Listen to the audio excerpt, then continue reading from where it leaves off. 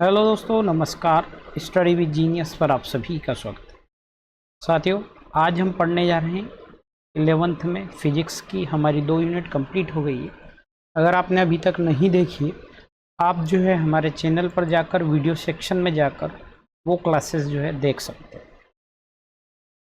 आज बात करते हैं साथियों, जो है क्लास 11th में हम 3rd चैप्टर की बात कर रहे हैं, जिसका नाम है सरल गति। क्या नाम है इसका नाम है सरल गति, सरल रेखा में गति। ठीक है। तो साथियों, जब हम गति की बात करते हैं तो गति 3 तरह से होती है। एक होती है हमारी एकविमी गति, एक होती है हमारी द्विविमी गति और एक होती है हमारी त्रिविमी गति। जब हम इन तीनों तरह से बात करते हैं गतियों की, तो हम किस तरह से जो है इनका डिनोटेशंस कर सकते हैं, इनको बता सकते हैं, इनको समझने का जो है प्रयास कर सकते हैं। तो वो इस तरह से कर सकते हैं हम कि मान लो जैसे कि कोई चीज़ अगर सीधी जा रही है, किसी सीधी एक रेखा में अगर कोई चीज़ इस तरह से जाती है और उसको केवल एक ही तरफ जाने का जो है जगह हो या एक ही तरफ जाने की बात हो, तो हम क्या कहेंगे, एक तरफ जा रही, अर्थात ये कौन सी गति, एक विमीय गति। अब इसका एक विमीय गति का साथियों हम उदाहरण अगर देखते हैं, जैसे कि कोई मैंने एक पत्थर ऊपर फेंका है। जब मैं ऊपर पत्थर फेंकता हूं तो वो गुरुत्व के कारण जो है सीधा कहाँ आता है, सीधा पृथ्वी पर आता है। क्या वो इधर मुड़ता है, क्या वो इधर मुड़ता है, क्या वो इधर मुड़ने का प्रयास करता है? वो कभी भी नहीं करेगा और सीधा जो है हमारी पृथ्वी पर जो है आ जाता है। तो इस तरह की गति हमारी क्या कहलाती है, द्विविमीय गति कहलाती है। अगर मैं बात करता हूँ साथियों, कोई पिंड है, अगर वो पिंड इस तरफ भी जा सकता है, वो पिंड इस तरफ भी जा सकता है, यानी कुल मिला के अगर इसको मैं बंद क्लोज करूँ तो यह कहलाता है एक समतल। अगर वो एक समतल में दो तरफ जा सकता है, यह एक समतल में गति करता है, तो हम क्या कहते हैं, द्विविमीय गति कहते हैं। इसी तरह से साथियों हमारे निर्देशांक होते हैं एक्स, वाई और जेड। क्या होते हैं, एक्स, वाई और जेड, 3 निर्देशांक होते हैं। अगर कोई चीज इन निर्देशांक को 0 बिंदु जैसी जगह पर हो, अर्थात वो आकाश में हो, ये तो वो क्या करेगी, वो 3 तरफ गति कर सकती है, एक ऊपर, एक नीचे और एक ये जो है सामने। जब कोई चीज किसी भी आकाश में, या त्रिविमीय गति किसे कहेंगे हम, जब पिंड तीनों दिशाओं में गति कर सके, हम क्या कहेंगे, त्रिविमीय गति कहेंगे। तो साथियों एकविमीय गति क्या है, जब कोई वस्तु एक सरल रेखा में गति करती है तो उसकी गति को हम क्या कहते हैं, एकविमीय गति कहते हैं। अगर आपसे कोई पूछे कि एकविमीय गति का एक और नाम क्या है, तो हम क्या कहेंगे, उसे हम एकविमीय गति को ऋजु रेखीय गति भी कहते हैं। कौन सी गति कहते हैं, ऋजु रेखीय गति भी किसे कहते हैं, हम एकविमीय गति को कहते हैं। जैसे कि मैंने कहा था, गुरुत्व के अधीन में किसी वस्तु का नीचे गिरना, ठीक है,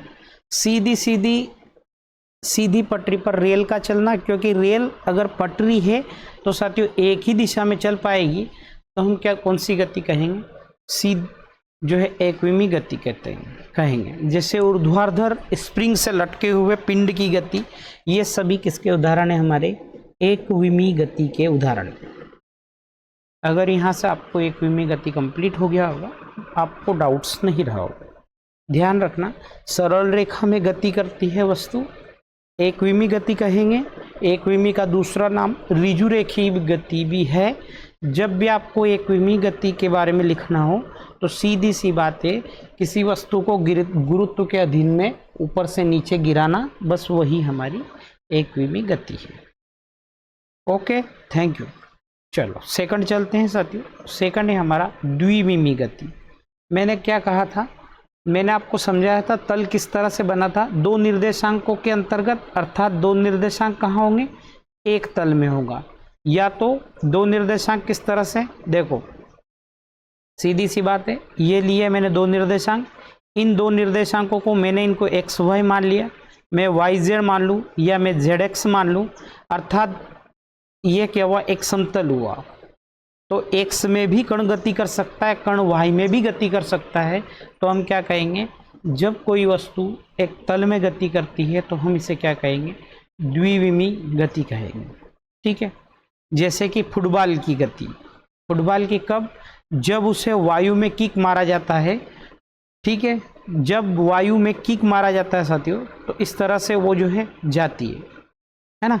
तो या तो वो नीचे जा सकती है या वो ऊपर जा सकती है ना।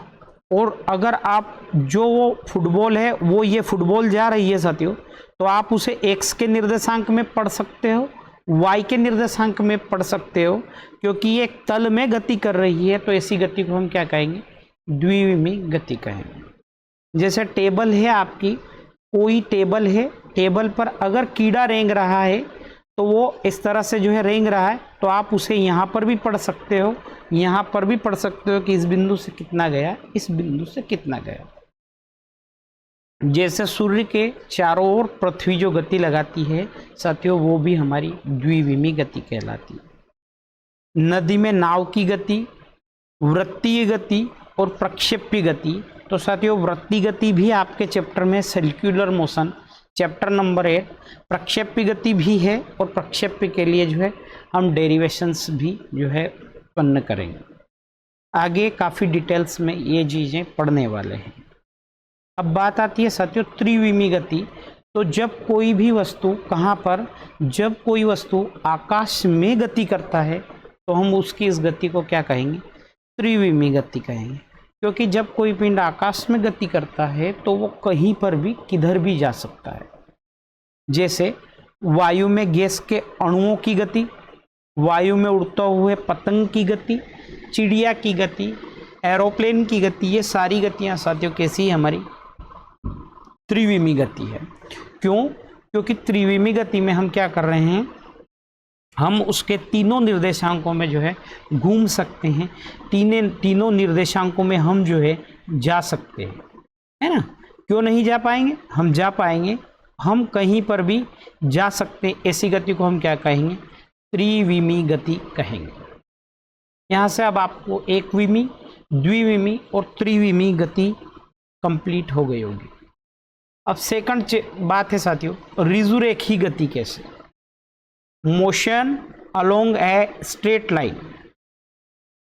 तो मैंने क्या कहा था, जब हमने एकविमी गति को पढ़ा था तभी कहा था कि एकविमी गति को ही हम क्या कहते हैं, ऋजुरेखी गति कहते हैं।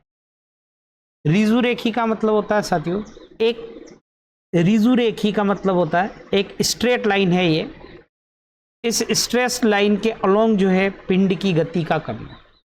पिंड क्या कर रही है, एक स्ट्रेट लाइन के सापेक्ष ऐसी जा रही है, तो वो किधर जा रही है, वो एकविमी में ही जा रही है ना। मान लो पिंड यहाँ पर है, ये चला, फिर यहाँ पर है, इस तरह से वो कहाँ जा रहा है, ये जो मेरा बिंदु ए है इस तरफ ही जाने का प्रयास कर रहा है।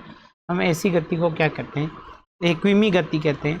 और एकविमी गति ही कौन सी गति कहलाती है, हमारी ऋजुरेखी गति कहलाती है। एकविमी गति में वस्तु एक सरल रेखा में गति करती है, अतः एकविमी गति को ही हम क्या कहते हैं, ऋजुरेखीय गति कहते हैं। क्या कहते हैं हम, ऋजुरेखीय गति कहते हैं। ओके, ये कंप्लीट हो गया होगा। हमने क्या क्या पढ़ लिया, हमने एकविमी गति, द्विविमी गति, त्रिविमी गति। अब साथियों बात है विस्थापन और दूरी। हम पढ़ेंगे विस्थापन पढ़ेंगे, हम फिर दूरी पढ़ेंगे और दोनों में जो है अंतर पढ़ेंगे। विस्थापन क्या होता है, देखो क्या होता है साथियों, विस्थापन। और विस्थापन शब्द कहाँ से आया है, विस्थापन शब्द आया विस्थापित होना। और विस्थापित होने का मतलब क्या होता है कि कहीं एक जगह से दूसरी जगह तक जाना। लेकिन इसमें क्या करते हैं साथियों, विस्थापन में जैसे ये पिंड यहाँ गया, फिर यहाँ गया, फिर यहाँ गया, फिर यहाँ गया, फिर यहाँ गया, तो ये जो इसका प्रारंभिक बिंदु होता है उससे अंतिम बिंदु का जो ये दूरी होगी, यही तो विस्थापन होगा ना, यही विस्थापन होगा। तो क्या है, दिए गए समय अंतराल में एक निश्चित दिशा में वस्तु की स्थिति में परिवर्तन को वस्तु का क्या कहते हैं, विस्थापन कहते हैं। और इसे क्या करते हैं, प्रारंभिक स्थिति से अंतिम स्थिति तक टी तक खींचे गए सदिश के रूप में जो है व्यक्त करते हैं। ठीक है, पिंड का विस्थापन ए बी इस तरह से। और ध्यान रखिए साथियों, इसके मात्रक की अगर बात करते हैं तो विस्थापन एक तरह की लंबाई ही है, और लंबाई का इसका मात्रक भी वही होगा जो लंबाई को, अर्थात लंबाई का क्या मात्रक है, लंबाई को एसआई पद्धति में किस में मापते हैं, एसआई पद्धति में, ध्यान रखिएगा एसआई पद्धति में इसे मीटर में मापा जाता है। ठीक है, किस में मापा जाता है इसे, एसआई पद्धति में। एसआई पद्धति में लंबाई को मीटर में मापा जाता है। अगर मैं बात करता हूं साथियों सीजीएस पद्धति में किस में मापा जाता है, तो सेंटीमीटर ग्राम सेकंड पद्धति में, तो हम किस में नापते हैं इसे, सेंटीमीटर में। अगर आपसे कोई पूछता है कि एमकेएस पद्धति में विस्थापन को किस में नापेंगे हम, तो किस में नापेंगे, मीटर में। ध्यान रखिएगा ये इसके मात्रक हो गए। जब हम विमी सूत्र की बात करते हैं साथियों, तो एल एक ही आना है, इसमें एम कहीं पर है नहीं, टी भी नहीं है, तो M zero L zero M zero L की पावर 1 या 1 नहीं भी लिखे तो कोई दिक्कत नहीं, और टी की पावर 0, ये विस्थापन का मात्रक हो गया। अब इसी तरह से बात करते हैं साथियों दूरी की। तो दूरी क्या होती है, जैसे कि मैंने अभी एक चित्र के माध्यम से आपको बताया था कि कोई पिंड ए है, वो यहाँ से चलता है यहाँ आता है, फिर यहाँ से चलता है यहाँ जाता है, फिर यहाँ से यहाँ जाता है, और फिर यहाँ से यहाँ आ जाता है वो पिंड। तो क्या होता है साथियों, ये पूरा जो पथ है इसकी जो लंबाई होगी, उसी वास्तविक पथ की लंबाई को हम क्या कहते हैं, दूरी कहते हैं। विस्थापन में क्या साथियों, वो वहाँ से वहाँ स्थापित हो गया, लेकिन दूरी किसे कहेंगे कि वो यहाँ से वहाँ तक जाने में कितनी दूरी तय की उसने, कितना जो है वास्तविक पथ है, उसके वास्तविक पथ की लंबाई क्या है, हम उसे क्या कहेंगे, दूरी कहेंगे। ठीक है, दिए गए समय अंतराल में वस्तु द्वारा तय किए गए वास्तविक पथ, कौन से पथ, वास्तविक पथ जहाँ से वो निकला। अगर मैं कोई पिंड इस तरह से यहाँ पर रखता हूँ और वो टेढ़ी मेढ़ी गति करते हुए फिर से पिंड अगर यहीं पर आ जाए, इसके जस्ट निकट ही आ जाए, तो साथियों इसकी दूरी कैसे नापेंगे, इस टेढ़े मेढ़े रास्ते को नापते हुए यहाँ तक। सीधी सी बात है, विस्थापन और दूरी में साथियों, ये आपका घर है, माय होम, ये आपके पड़ोसी का घर है ना, आपके मित्र का है तो मैं दे दिया फ्रेंड होम। लेकिन क्या है साथियों, इधर यहाँ बीच में बहुत सारी दीवारें हैं, जाने का रास्ता है नहीं, तो आप क्या करते हो, हमेशा अपने दोस्त के घर जाने के लिए जो है इस तरह से आकर यहाँ होते हुए यहाँ तक जाते हो। तो आपसे अगर कोई पूछता है कि आपके घर से आपके दोस्त के घर का विस्थापन कितना है, तो आपने कह दिया 200 मीटर।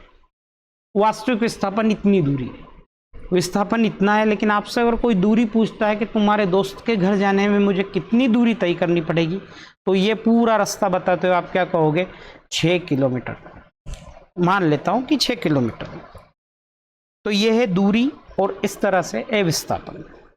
अब साथियों दूरी भी क्या है, एक तरह की लंबाई है, तो इसका मात्रक भी क्या होगा, इसका मात्रक भी वही होगा जो लंबाई का होगा।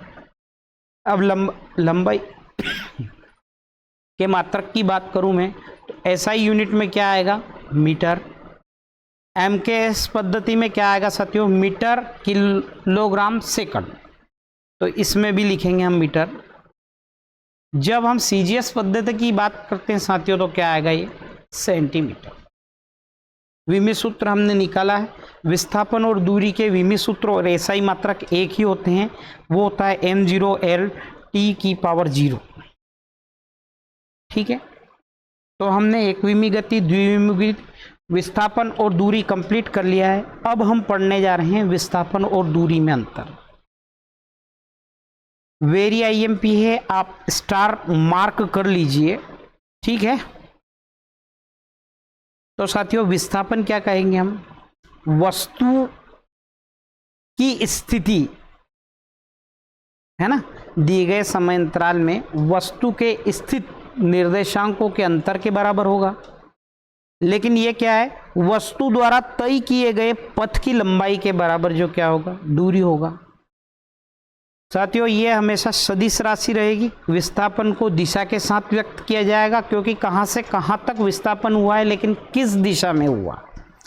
अगर आपसे आपके दोस्त का घर कोई पूछ रहा है तो आप क्या कहोगे कि पूर्व की ओर जो है मेरे घर से 200 मीटर दूर है, लेकिन दूरी में आप दिशा का व्यक्त नहीं कर सकते हो कि पूर्व में ही जाना है।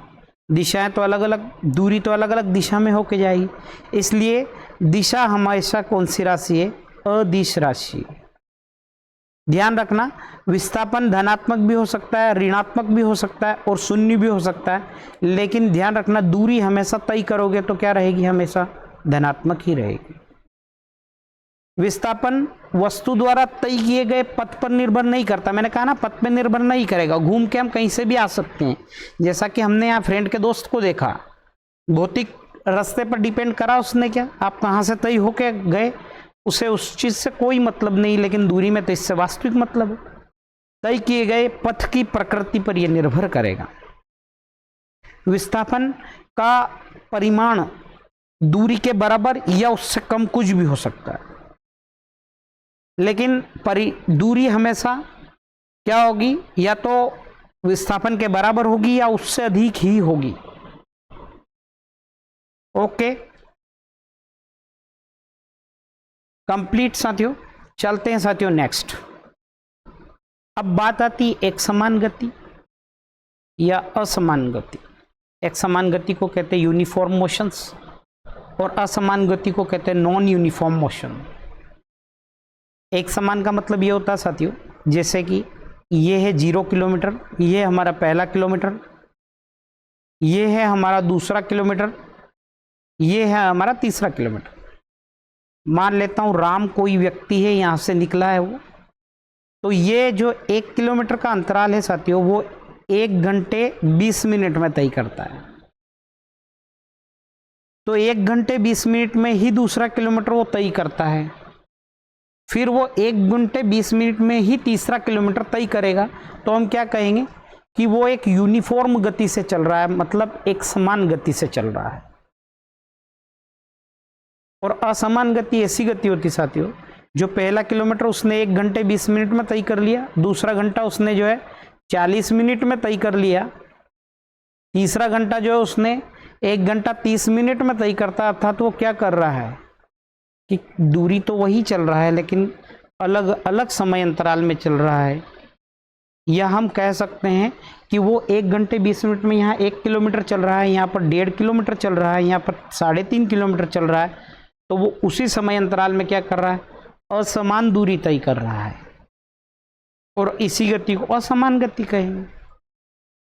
जब कोई वस्तु समान समय अंतराल में समान दूरी तय करती है तो हम ऐसी गति को एक समान गति कहेंगे, और जब कोई वस्तु समान समय अंतराल में असमान दूरी तय करे तो हम क्या कहेंगे, असमान गति कहेंगे।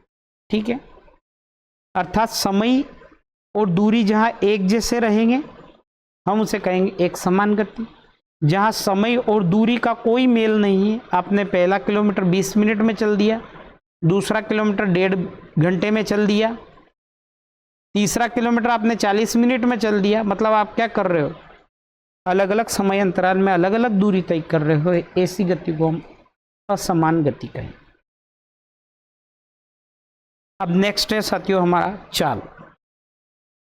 चाल क्या होता है साथियों, चाल होता है हमारा, आपने मैथ्स पढ़ा होगा तो मैथ्स में पढ़ा होगा कि चाल क्या होता है, किसे कहते हैं हम चाल।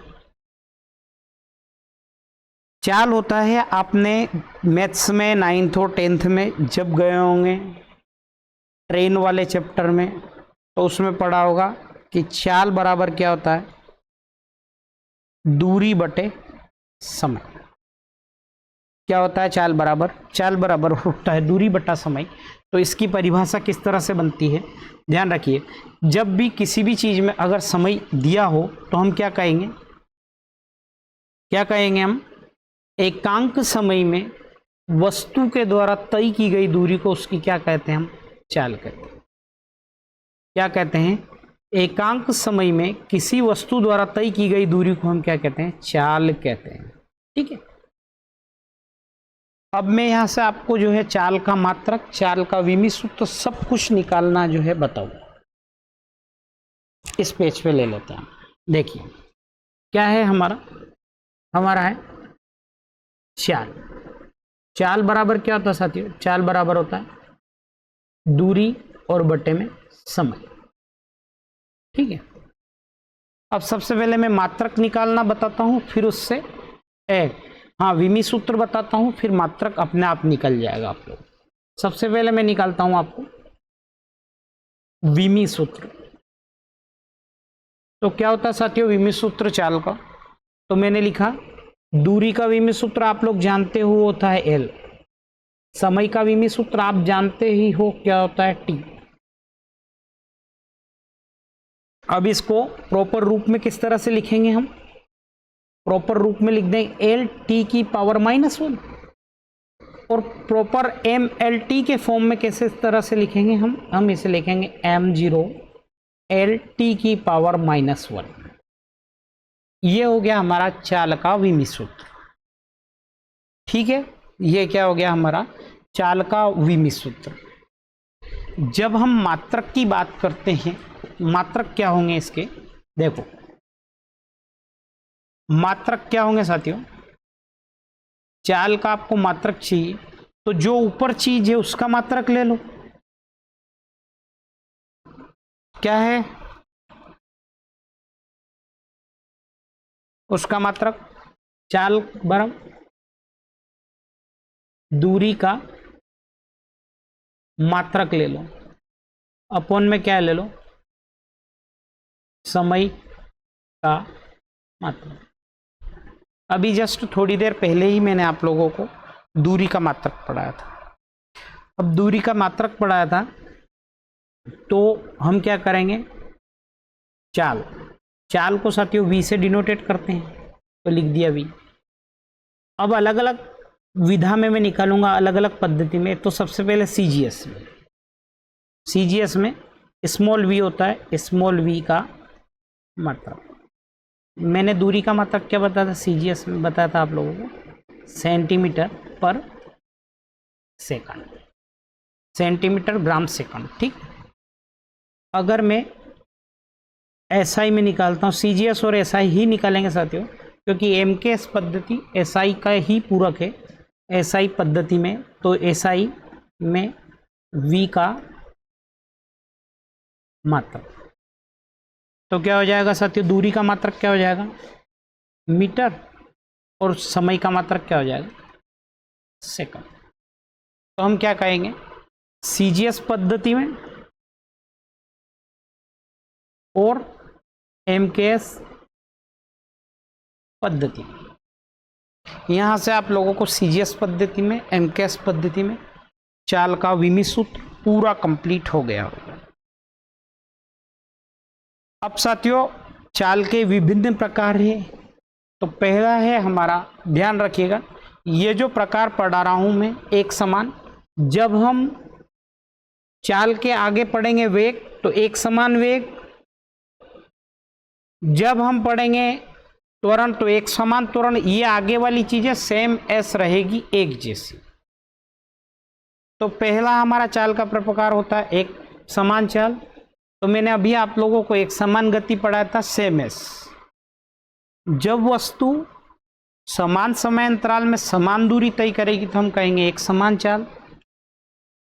जब वो असमान हो, वेरिएबल हो, अर्थात जब वस्तु क्या करती हो, समान समय अंतराल में अलग अलग दूरी तय करेगी, तो हम कौन सी दूरी कहेंगे? उसे परिवर्तित चाल कहेंगे। जैसे समान समय अंतराल में, जैसे 1 घंटे में, पहले 1 घंटे में, है ना, जैसे मैं इसके फॉर्म में अलग अलग समान समय अंतराल में असमान दूरी तय करती है। समय अंतराल है साथियों 1 आवर। 1 आवर में यहां पर वस्तु 3 किलोमीटर चलती है। यहां पर 1 आवर, अगले 1 आवर में जो है वो 3.5 किलोमीटर चलती है। अगले 1 आवर की बात करता हूं मैं, तो वो चलती है 4 किलोमीटर चलती है। अर्थात क्या हो रहा है, वस्तु समान समय अंतराल में असमान दूरी तय कर रही है। हम ऐसी चीज को करेंगे परिवर्तित चाल। और परिवर्तित चाल इसलिए ज्ञात करते हैं साथियों, हम परिवर्तित चाल का अध्ययन इसलिए करते हैं कि हमें क्या निकल जाए, औसत चाल निकल जाए और क्या निकल जाए, ताक्षणिक चाल निकल जाए। अब अगर मैं इसे V1 नाम दे देता हूं, इसे V2 नाम दे देता हूं, इसे V3 नाम दे देता हूं, और अगर आपसे मैं पूछता हूं कि औसत चाल क्या है, तो आप औसत चाल V बराबर क्या लिखोगे, V1 plus V2 plus V3/3। क्योंकि समय बराबर है तो मैंने सारी का कर दिया, तो ये जो V आया साथियों मेरा V, ये मेरा औसत चाल। अगर मैं आप लोगों से पूछता हूं ताक्षणिक चाल, मैंने कहा दूसरे घंटे में क्या चाल थी वस्तु की, तो आप कहोगे 3.5 किलोमीटर प्रति घंटा। ये हो गई ताक्षणिक चाल। ताक्षणिक का मतलब उसी समय, आप जहां उपस्थित है उसी समय। तो औसत चाल का कब उपयोग करा हमने, जब वस्तु परिवर्तित चाल से गति करती है तो एक अन्य चाल को परिभाषित करते हैं जिसे हम क्या कहते हैं, औसत चाल।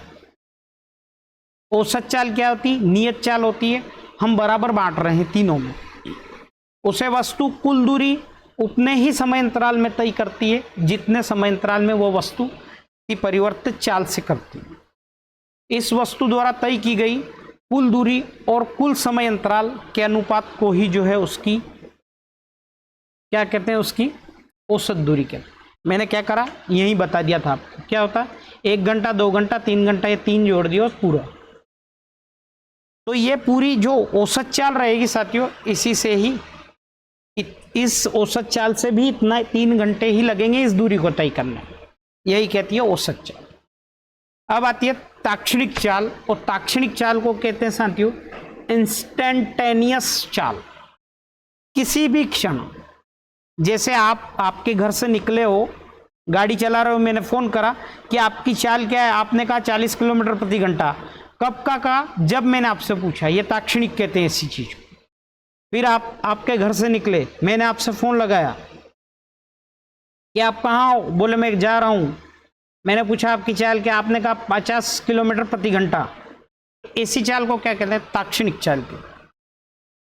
ताक्षणिक चाल को अगर साथियों आपको डिनोटेट करना है तो ताक्षणिक चाल कैसी होती, उसी समय की, यानी समय क्या रहता है इसमें, सूक्ष्म समय। और जब किसी चीज का सूक्ष्म होता है मतलब डेल्टी, और दूरी भी कितनी तय करोगे, सूक्ष्म समय में सूक्ष्म दूरी तय करते हो आप। और सूक्ष्म दूरी ही क्या होती है साथियों, आप डेल एस। तो इस चाल को परिभाषित करने के लिए V बराबर del S upon del T, इस तरह से जो है ताक्षणिक चाल का जो है नोटेशंस दिया जाता है। ठीक, अगर डेल को हटा दूं मैं तो ये हो जाएगा D S upon D T. और डी एस ही क्या है साथियों, ये डी जो लगा रहता है ये किसका प्रतीक दर्शाता है, ये भी अनिश्चितता का, अवकलन का। तो यहां से आप लोगों को आज के इस सेशंस में, अब अगले सेशंस में साथियों हम वेग पढ़ेंगे, फिर चाल और वेग में अंतर पढ़ेंगे। अगर आपको क्लास अच्छी लगी हो तो लाइक्स करें या ना करें, लेकिन दोस्तों से शेयर जरूर करें। थैंक यू फॉर वॉचिंग साथियों। अगर आपको स्टडी विद जीनियस की क्लास अच्छी लगी हो तो दोस्तों के साथ शेयर करें। पूरा सिलेबस कवर करवाया जाएगा। अगर आप क्लास देखते हो तो कमेंट भी करें। थैंक यू साथियों। जय श्री महाकाल।